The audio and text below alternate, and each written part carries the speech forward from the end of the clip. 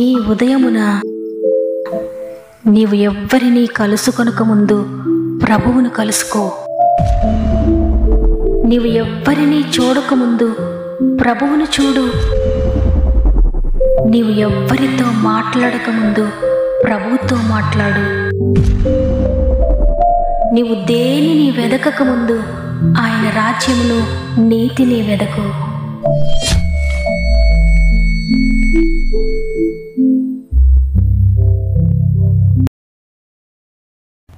Praise the lord.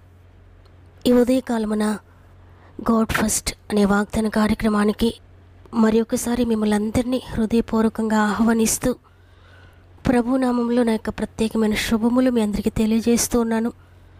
ప్రియ దేవుని బిడ్డలారా, ఈ ఉదయాన్ని మీరందరూ ఎలా ఉన్నారు?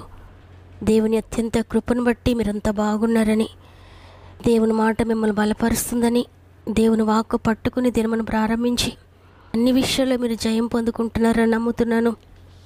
ఈ ఉదయాన్ని ఒకవేళ మీరు ఏ కన్నీటి పరిస్థితుల్లో ఉన్నా, ఏ నిర్జీవ పరిస్థితుల్లో ఉన్నా, దేనిని గురించి మీరు ఏడుస్తూ ఉన్నా, మీ కన్నీటిని తుడిచే ప్రభు ఈరోజు మీతో మాట్లాడుతున్నారు. తప్పక మీ కన్నీటిని తుడుస్తాడు, తప్పక మీకు నెమ్మదినిస్తాడు, శాంతినిస్తాడు.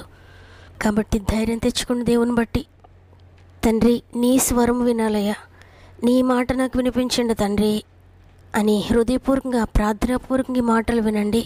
దేవుని స్వరాన్ని మీరు వినబోతున్నారు. అంతేకాకుండా మీలో ఎవరైనా కన్నీటితో సమస్యలతో ఉంటే, మీ ప్రార్థన అవసరతలు ఏమున్నా కూడా తప్పకుండా కామెంట్స్ రూపంలో నాతో పంచుకోండి. మీ అందరిని గురించి భారం కలిగి ప్రార్థిస్తూ ఉన్నాము, దేవుని చేతుల్లో పెడుతున్నాము. సృష్టికర్త అయిన దేవుడు మీ జీవితాల్లో నూతన కార్యములు, నూతన అద్భుతాలు చేయబోతున్నారు. కాబట్టి ధైర్యంగా ఉండండి. దేవుని వాక్కును గట్టిగా పట్టుకోండి, ప్రార్థించండి, ఆశ్చర్యకార్యములు పొందుకోండి. సమస్త మహిమ, ఘనత, ప్రభావములు దేవునికి చెల్లునుగాక. ఈరోజు దేవుడు మనకు అనుగ్రహిస్తున్న శ్రేష్టమైన వాగ్దానం ఇర్మియా 31వ అధ్యాయము 16వ వచనము. ఏడువక ఊరుకొనుము, కన్నీళ్లు విడుచుట మానుము, నీ క్రియ సఫలమై జనులు శత్రువుని దేశంలో నుండి తిరిగి వచ్చెదరు. ఇదే యెహోవా వాక్కు. ఆమేన్. ఈరోజు ఈ మాటలు వింటున్న ప్రియ దేవుని బిడ్డలారా, అనేక రోజులుగా, అనేక నెలలుగా కన్నీరు కారుస్తూ, బాధపడుతూ, ఏడుస్తున్న మీతో దేవుడు మాట్లాడుతున్నారు. ఇక చాలు, ఇక ఏడవద్దు, ఏడవక ఊరుకో, కన్నీరు విడుచుట మాను, నీ క్రియ సఫలమవబోతుంది అని. నిజమే, పరిస్థితులను చూసినప్పుడు నీకు కన్నీరు వస్తుంది, నీ కుటుంబాన్ని చూసినప్పుడు నీకు కన్నీరు వస్తుంది, నీ బిడ్డలను చూసినప్పుడు నీకు కన్నీరు వస్తుంది, నీ యొక్క భారాలు, బాధ్యతలు నీకు గుర్తొచ్చినప్పుడు నీకు కన్నీరు వస్తుంది, నీ ఫ్యూచర్ని గురించి ఆలోచించుకున్నప్పుడు తప్పక నీకు దుఃఖం వస్తుంది, ఏడుపు వస్తుంది. ఎందుకంటే నా జీవితం ఏంటి ఇలా అయిపోయింది, నా ఫ్యూచర్ ఎలా ఉండబోతుందో, ఈ జీవితాన్ని నేను ఎలా మోయగలుగుతాను, ఈ పరిస్థితులు, ఈ భారాలు నేను ఎలా మోయగలుగుతాను, నాకు ఎలా సాధ్యం అవుతాయి అన్నప్పుడు తప్పకుండా దుఃఖపడతావు. అయితే నీవు నమ్మిన దేవుడు ఇక చాలు అంటున్నాడు. నీ దుఃఖము సంతోషంగా మార్చబడే సమయం ఆసన్నమైంది అంటున్నాడు ఆయన. హిజ్కియాతో కూడా అదే మాట్లాడాడు దేవుడు. భయంకరమైన వ్యాధి వచ్చినప్పుడు కన్నీరు కారుస్తున్నాడు, శరీరాన్ని చూచుకొని, తన భవిష్యత్తును ఆలోచించుకొని, మరణాన్ని గురించి ఆలోచించినప్పుడు, ఏంటి నా జీవితం ఇలా అయిపోయింది, ఇంత త్వరగా నేను చనిపోతున్నాను ఏంటి, ఈ మరణకరమైన వ్యాధితో నేను చనిపోతానా తండ్రి, నీవే ఆశ్రయమని కన్నీటితో మొరపెట్టుకుంటున్నాడు. ఆ కన్నీటి ప్రార్థన చూచిన ప్రభు, నీవు కన్నీరు విడిచడం నేను చూచాను, నీ ప్రార్థన నేను అంగీకరించాను, నీవేది అడిగావో అది నీకు అనుగ్రహించాను. ఇక ఏడవద్దు, ఇక కన్నీరు కార్చొద్దు, కన్నీరు కార్చే అవసరతకి నీకు లేదు. ఇక నుండి నువ్వు సంతోషంగా నా కొరకు జీవించని హిజ్కియాతో దేవుడు మాట్లాడారు. ఈరోజు నీవు కూడా నీ స్థితిగతులను చూసినప్పుడు ఏడుపు వస్తుందేమో, నీ పరిస్థితులను చూసినప్పుడు ఏడుస్తూ ఉన్నవేమో, నీ శక్తి సామర్థ్యతలు సరిపోవట్లేదని ఏడుస్తూ ఉన్నారా? జ్ఞానం సరిపోవట్లేదని ఏడుస్తున్నారా? నీకెవ్వరు సపోర్ట్ చేసేవారు లేరని, నీకు సహాయం చేసేవారు లేరని ఏడుస్తూ ఉన్నారేమో, నీ పక్షంగా ఎవరూ లేరని, నేను ఒంటరినని కన్నీరు కారుస్తున్నారేమో. నీ కన్నీటిని చూచిన దేవుడు చెప్తున్నారు, ఇక్క నుండి ఏడవద్దు, నీ ప్రక్కవారితో చెప్పుకొని ఏడవద్దు, నీ బంధువులతో చెప్పుకొని ఏడవద్దు, నాకు బాగా దగ్గర నా సన్నిహితుడు, నా సన్నిహితురాలని ఎప్పుడు నేను వీరికే చెప్పుకుంటాను నా బాధలన్నీ అని నీ సన్నిహితులతోనైనా, నీ బంధువులతోనైనా ఎవరితో చెప్పుకోవద్దు నీ సమస్య. ఎవరి దగ్గర ఏడవద్దు. ఒకవేళ పాపం విడిచిపెట్టలేక ఏడుస్తున్నారేమో, శాపగ్రస్తమైన జీవితం నాదని శాపాన్ని గురించి ఏడుస్తున్నారేమో, ఈ వ్యాధి ఏంటని వ్యాధిని గురించి ఏడుస్తున్నారేమో, ఇక శరీర విషయాల గురించి ఏడవడం మాని, తండ్రి నా ఆత్మ నశించిపోతుందయ్యా, నా క్రియలు బాగోలేవు తండ్రి, నా మాటలు బాగోలేవయ్యా, నా చూపులు బాగోలేవయ్యా, నా ఆలోచనలు బాగోలేవు తండ్రి, నేను నమ్మకంగా ఉండలేకపోతున్నాను తండ్రి, నన్ను క్షమించని నీవు నీ పాపమును గురించి ఏడు, నీ శాపగ్రస్తమైన జీవితాన్ని గురించి ఏడు, నీ క్రియలను గురించి ఏడు. ఇక దేనిని గురించి ఏడవక్కర్లేకుండా దేవుడు నీ జీవితాన్ని మార్చబోతున్నాడు.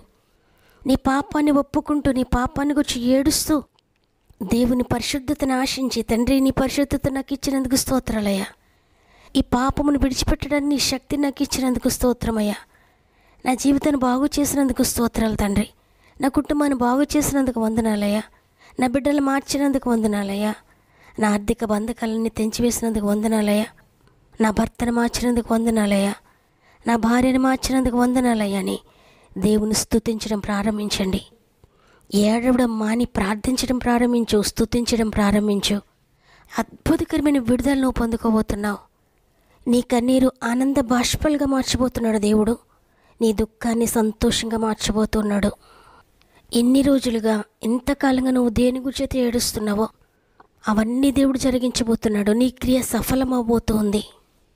అందువల్ల ఇంతవరకు నేను నా శరీరాన్ని గురించి ఏడ్చానయ్యా, ఇంతవరకు నా బాధలను గురించి ఏడ్చానయ్యా, ఈ లోక విషయాల గురించి మాత్రమే నేను ఏడుస్తూ ఉన్నాను ఎన్ని సంవత్సరాలు. ఇక నుండి లోక విషయాల గురించి ఏడవనయ్యా, నీ నీతిని, నీ రాజ్యంని వెతుకుతూ, నీ పరిశుద్ధత కొరకు, నీ రాజ్యం కొరకు, నీ నీతి కొరకు ఏడుస్తానయ్యా. నన్ను పరిశుద్ధపరచండి, నన్ను పవిత్రపరచండి అని అందరం కూడా దేవుని సందులో మోకరిందాం, దేవుని సందులో మొరపెట్టుకుందాం. కన్నీరు తుడచును, కౌగిటిలో నిన్ను దాచును, కష్టాలు తొలగించును, కడవరకు నిన్ను నడుపును. కన్నీరు తుడుచును, కౌగిటిలో నిన్ను దాచును, కష్టాలు తొలగించును, కడవరకు నిన్ను నడుపును. యేసుని స్నేహితుడై, యేసుని రక్షకుడై, యేసు నీ ప్రియుడై, యేసు విమోచకుడై, కన్నీరు తుడుచును, కౌగిటిలో నిన్ను దాచును, కష్టాలు తొలగించును, కడవరకు నిన్ను నడుపును. కన్నీరు తుడుచును, ఎవరు లేక అనాథవై ఉండి ఆదరించే వారెవరు లేక, ఎవరు లేక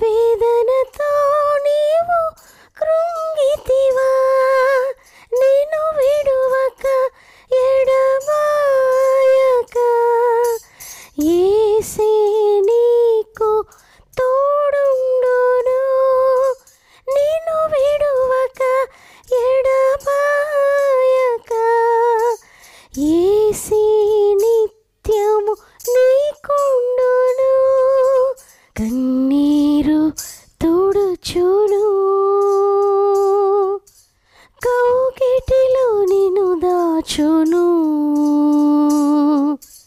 కష్టాలు తొలగించును, కడవరకు నిన్ను నడుపును. ప్రేమగల తండ్రి, నీకు వందనాలయ్యా. నీ ఉచిత కృపను బట్టి మరి ఒక దినాన్ని మాకు అనుగ్రహించి ఈరోజు నేను స్తుతించి గొప్ప భాగ్యాన్ని ఇచ్చారు. అందుని బట్టి నీకు కృతజ్ఞతాస్తుతులు చెల్లిస్తూ ఉన్నాను తండ్రి. ఇక కన్నీరు కార్చొద్దు, ఏడవడం మాను, నేను గొప్ప కార్యం చేయబోతున్నాను అని వాగ్దానం చేశారు తండ్రి. ఏ విధంగా మాతో మాట్లాడేవారు, ఏ విధమైన వాగ్దానం ప్రామిస్ మాతో చేసేవారు ఎవ్వరూ లేరయ్యా. మీరు ఇచ్చిన వాగ్దానాన్ని బట్టి వందనాలు తండ్రి. ఎంతమంది అయితే ఈ వాగ్దానాన్ని విని విశ్వసించి మోకరించారో, ప్రార్థిస్తున్నారో అందరి జీవితాలు ఈ వాగ్దానాన్ని నెరవేర్చండి. ప్రస్తుత వారి పరిస్థితి కన్నీరు కార్చే విధంగానే ఉన్న పరిస్థితులను మార్చే గొప్ప దేవా, ఆశ్చర్యకరంగా ప్రతి పరిస్థితిని మార్చండి. ప్రతి విధమైన దుఃఖాన్ని కొట్టివేయండి అయ్యా. కన్నీటికి కారణాలు ఏమైనప్పటికీ ప్రతి కారణాన్ని కూడా తీసివేసి నీ సంతోషాన్ని, నీ నెమ్మదిని, నీ ప్రశాంతతను దయచేయండి. నెమ్మది లేక, శాంతి లేక ఎంతమంది ఉన్నారో, శాంతికి కర్త, సమాధానానికి కర్త, ప్రతి ఒక్కరికి నీ శాంతిని అనుగ్రహించి నెమ్మదికరమైన భవిష్యత్తును మీరు దయచేస్తున్నారని నమ్ముతున్నాను తండ్రి. అదేవిధంగానయ్యా, ఎంతోమంది బిడ్డలు వారి ప్రార్థన విన్నపంలోకి తెలియజేస్తున్నారు తండ్రి. అందరినీ కూడా నువ్వు చూస్తున్నావని నమ్ముతున్నాను. అందరి జీవితాల్లో మీరు కార్యములు ప్రారంభించారని నమ్ముతున్నాను. వారు దేనిని గురించి అడుగుతున్నారో నీకు తెలుసయ్యా. ఏ అవసరతలు వారికి ఉన్నాయో నీకు తెలుసయ్యా. ఏ కార్యం ఎప్పుడు చేయాలో నీకు తెలుసయ్యా. తగిన సమయంలో ప్రతి జీవితంలో కూడా అద్భుత కార్యం మీరు ప్రారంభించండి. ఆత్మీయంగా లేవనెత్తండి, శారీరకంగా లేవనెత్తండి, ఆర్థికంగా లేవనెత్తండి, మానసికంగా లేవనెత్తండి, అనారోగ్యం నుండి లేవనెత్తండి, కోర్టు కేసెస్ నుండి విడిపించండి, జైలు బంధకాల నుండి విడిపించండి, కుటుంబ కలతల నుండి, కుటుంబ సమస్యల నుండి విడిపించండి, ల్యాండ్ ఇష్యూస్ నుండి విడిపించండి, ఇంటి సమస్యలను విడిపించండి, పొలం సమస్యలను విడిపించండి. ల్యాండ్స్ అమ్మాలనుకుంటున్న ప్రతి జీవితంలో ఆశ్చర్యకరంగా మీరు కార్యం జరిగించండి. ఎగ్జామ్స్ రాసిన బిడ్డలందరికీ తోడేయండి తండ్రి. నీ శక్తిని, నీ జ్ఞానంను దయచేయండి. నీ చిత్తాన్ని వారి చేతిలో జరిగించండి. ఉద్యోగ సమస్యలను విడిపించండి అయ్యా. వ్యాపారుల సమస్యలను విడిపించండి. చేతి పనుల సమస్యలుంటే విడిపించండి నాయన. వ్యవసాయంలో మీరు తోడుగా ఉండి అభివృద్ధిపరచండి. పాడి పంటలను దీవించండి నాయన. డ్రైవింగ్ చేసిన బిడ్డలందరికీ తోడే ఉండండి.